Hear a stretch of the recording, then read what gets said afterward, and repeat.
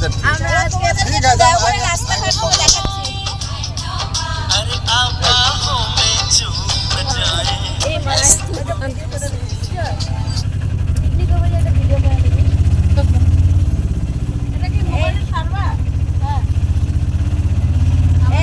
এই যে আমাদের ভট্টাচার্য দাদা দেখো কি বড় বড় চোখ করে আসছে।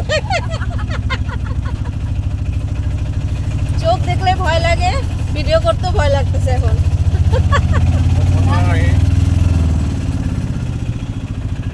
দিদিভাই বলছে যে ভট্টাচার্য দাদার নাকি জন্মের সময় মধু খাওয়ানো হয়। আর এই দেখো আমাদের একটা মাসিমা, দেখবে।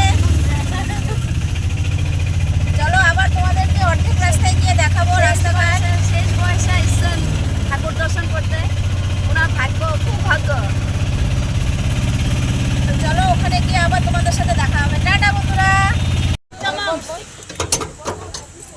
বন্ধুরা আমরা যেখানে পৌঁছে গেছি।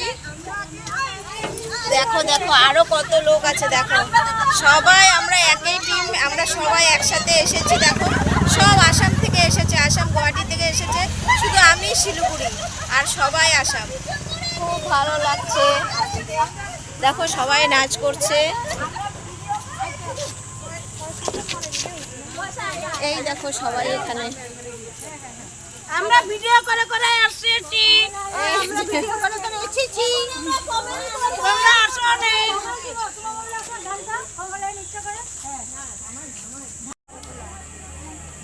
এই দেখো শ্রী বড়মা মন্দির। এখানে সব সময় আমাদের বনভোজন উৎসব হয়, দেওঘরের বনভোজন উৎসব এখানটায় হয়, যেটা আমরা ইংলিশে বলি পিকনিক। জয়গুরু।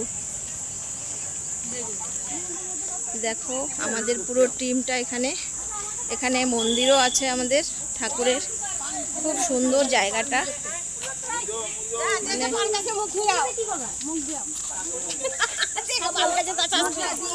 দেখো যারা যারা পান খেয়েছে সবাই মুখ ধুতে হবে এখন। এরা সব পান খাওয়া পাবলিক, দেখো সব পান খাওয়া পাবলিক। এর তো একদম জিপ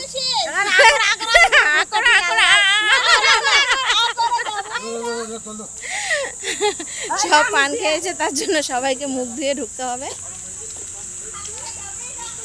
আর এখানে দেখো মন্দিরের সিস্টেমগুলো সব জানাচ্ছে।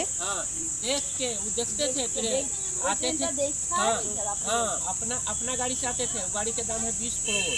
वो अमेरिका से आया है, वही गाड़ी में बिठा के गौड़गाजी यहाँ प्रतिदिन लाते थे, और यहाँ बैठ के लोकल ट्रेन मुगल सराय ट्रेन देके तब यहाँ से এখানে দেখো ঠাকুরের মানে এখানে যে মন্দিরটা হয়েছে সেই বিষয়টা নিয়ে সব আলোচনা করছে, আর এখানে সব মায়েরা মনোযোগ সহকারে শুনছে। তো আমি একটু ক্যামেরাবন্দি করে নিলাম, কথাগুলো যেন মনে থাকে।